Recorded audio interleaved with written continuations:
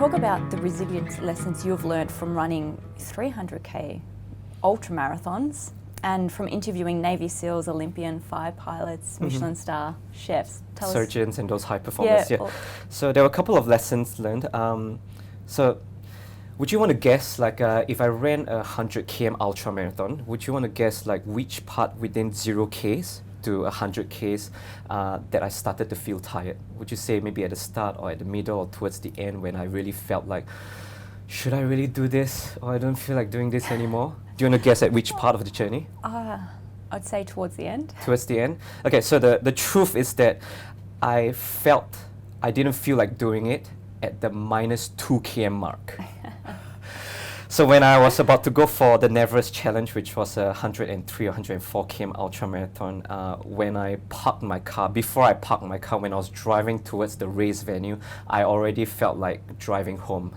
I already felt like going home and saying that, oh, why do I have to do this when other people can be enjoying the weekend? Because in that race, we actually took about 30 hours without sleep to finish the whole event. So once again, resilience is all about pushing yourself despite the pain, despite the cold, despite the fatigue, and also it's all about putting one foot ahead of the other, doing it one step at a time. No matter how long the journey is, as long as you keep going, as long as you don't give up, you will eventually get to the finish line.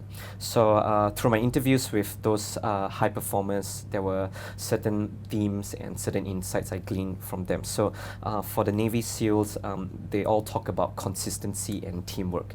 So consistency meaning that as long as you are always putting yourself out there, pushing yourself out of your boundaries, out of your comfort zone, when it's crunch time, you will be better prepared to embrace the challenge and the opportunities associated with it. And teamwork, once again, when you know that there are people who's got your back, when you know that you're working in a high performance team, that you're doing it for the team and the team is doing it for you, you tend to be more resilient.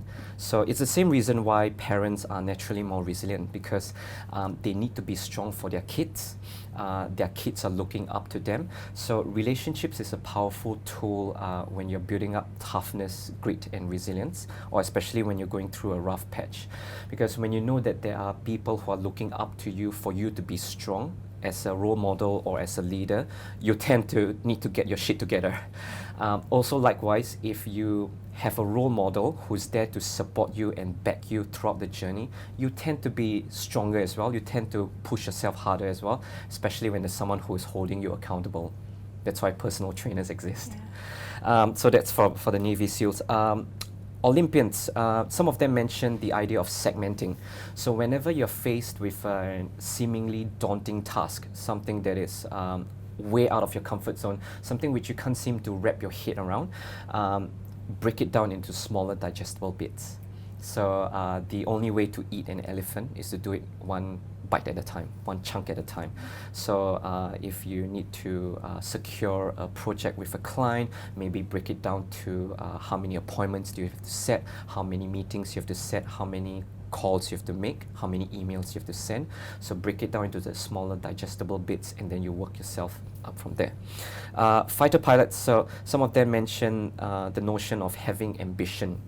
So when you're going through tough times, ambition is something that drives you because there is something you aspire to, there is something that is bigger and greater than yourself, something to look forward to, and also the idea of planning for different scenarios.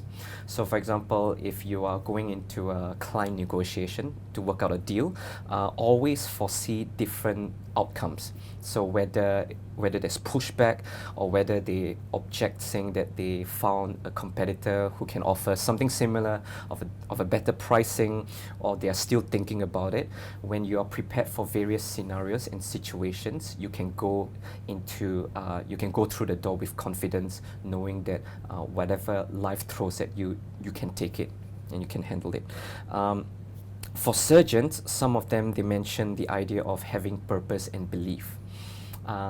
So purpose meaning that they are in their craft and in their profession because they're there to save lives, to reduce pain, to reduce human suffering, to make people live healthy and wholesome lives. So whenever they feel under the palm on the operating theatre, or when someone's bleeding out, or when someone's life lies on the thread, they know that they're there to make a difference with whatever they have. And last but not least, Michelin star chefs. So this particular chef, you're saying that when it's hell in the kitchen,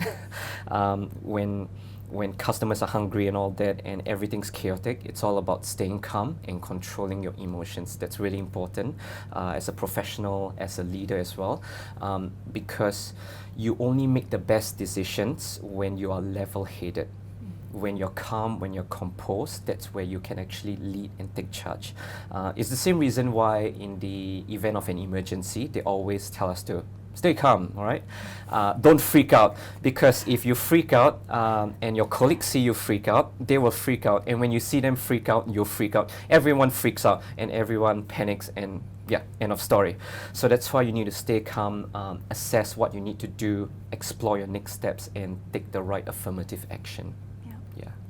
I like how there's different points there Exactly. that people can use. There's not just this is the way. Exactly, yeah. So different perspectives, different challenges. Like Navy SEALs, they are working in a high-stress combat environment. Sometimes they are going into hostile territory where the enemy combatants are shooting at them.